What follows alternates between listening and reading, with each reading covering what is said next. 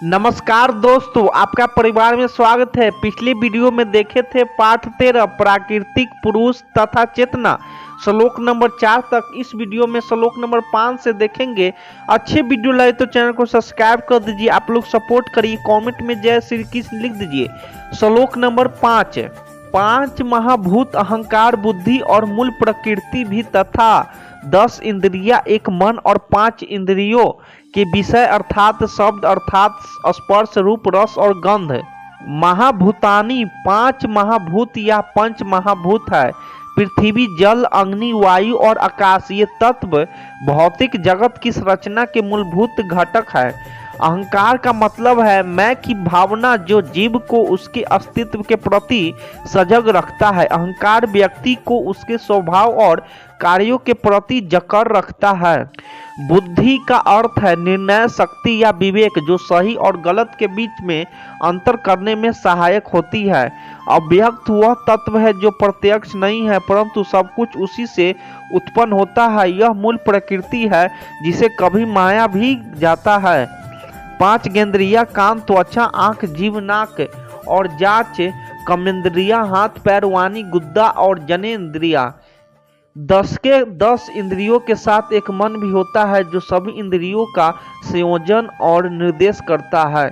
5 इंद्रियों के विषय शब्द, स्पर्श, रूप, रस और गंध ये विषय इंद्रियों के माध्यम से अनुभव किए हैं और जीवन में महत्वपूर्ण भूमिका निभाते हैं। इस श्लोक में श्री कृष्ण हमें सृष्टि के विभिन्न तत्वों की गहराई से जानकारी देते हैं।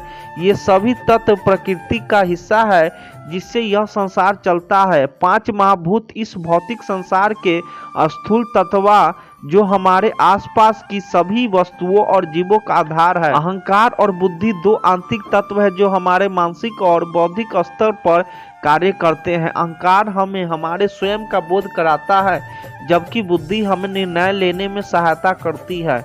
अव्यक्त वह अनजाना तत्व है जो सब कुछ का मूल है, लेकिन स्वयं अव्यक्त रहता है। इसे सृष्टि की जड़ माना जाता है जिससे सभी चीज प्रकट होती है। इस इंद्रियां हमारे शरीर के संवेदी और क्रियात्मक अंग है जो हमें बाहरी संसार से जोड़ते हैं। इन इंद्रियों के माध्यम से हम दुनिया का अनुभव करने और जीवन जीते हैं। मन इस इंद्रिया का संयोजक और नियंत्रक है जो हमें विभिन्न इंद्रिया विषयों का अनुभव कराता है। इस प्रकार यह श्लोक हमें बताना है कि कैसे ये विभिन्न तत्व मिलाकर इन संसार और हमारे जीवन का निर्माण करता है। श्लोक नंबर 6, इच्छा, द्वेष, सुख, दुख, स्थूल देह का पिंड, चेतना, शरीर और अंतकरण की एक प्रकार का चेतना शक्ति और धृता। गीता अध्याय 18 श्लोक 34 व 35 तक देखना चाहिए। इस प्रकार विकारों 5वें श्लोक में कहा हुआ तो क्षेत्र का स्वरूप समझना चाहिए और इस श्लोक में कहे हुए इच्छादि क्षेत्र के विकास समझने चाहिए के सहत यह क्षेत्र संक्षेप में कहा गया। श्री कृष्ण इस श्लोक में क्षेत्र अर्थात शरीर और उससे जुड़े तत्वों के बारे में विस्तार से बताते हैं। यहाँ वह क्षेत्र के विभिन्न विकारों को संक्षेप में बताते हैं जो इस प्रकार है। इस व्यक्ति की किसी वस्तु पर स्थिति या अनुभव की प्राप्ति की इच्छा को दर्शाता है। यह मानवीय स्वभाव का एक महत्वपूर्ण अंग है और इसे क्षेत्र का विकार कहा गया है। यह किसी वस्तु पर स्थिति या व्यक्ति से नापसंदगी या नफरत को दर्शाता है। द्वेष भी क्षेत्र का एक विकार है जो हमें अशांति की ओर ले जाता है। सुख का अनुभव तब होता है जब व्यक्ति को किसी इच्छा की पूर्ति होती है। यह एक सकारात्मक अनुभूति है, लेकिन इसे भी क्षेत्र का विकार माना गया है क्योंकि यह व्यक्ति को अस्थायी संतोष नहीं देता।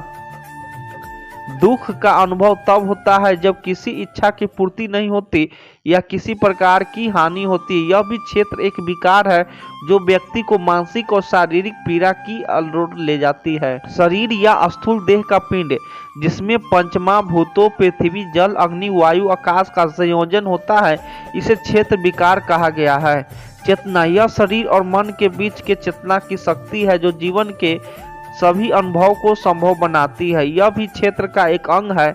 धृत का अर्थ है धैर्य या स्थिरता, जो व्यक्ति को कठिन परिस्थितियों में संतुलित रखती है, इसे भी क्षेत्र का एक विकार कहा गया है। संक्षेप में इस श्लोक में श्री कृष्ण ने शरीर क्षेत्र के विभिन्न विकारों का वर्णन किया है। यह विकार इच्छा, द्वेष, सुख, दुख आदि मनुष्य के जीवन को प्रभावित करते हैं और इसे माया के बंधनों में जकड़ रखते हैं। इन विकारों से मुक्त होने पर ही मनुष्य मोक्ष या परम शांति प्राप्त कर सकता है। श्री कृष्ण यहाँ यह समझा रहे हैं कि ये सभी विकार क्षेत्र शरीर और मन का हिस्सा है और इन्हें समझकर ही हमें आत्मा के सत्य स्वरूप करें।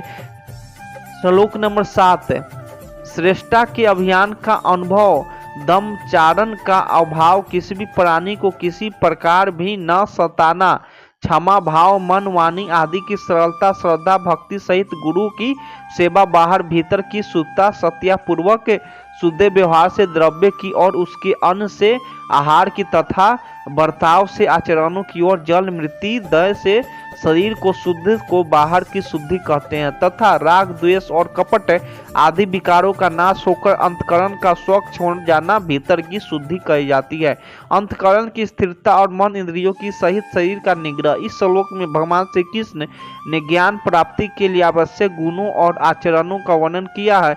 यह श्लोक अध्याय 13 के प्रकृति, पुरुषों तथा चेतना के संदर्भ में है, जिसमें यह बताया गया है कि व्यक्ति को किन किन गुणों को पालन करना चाहिए ताकि वह सच्चे ज्ञान को प्राप्त कर सके।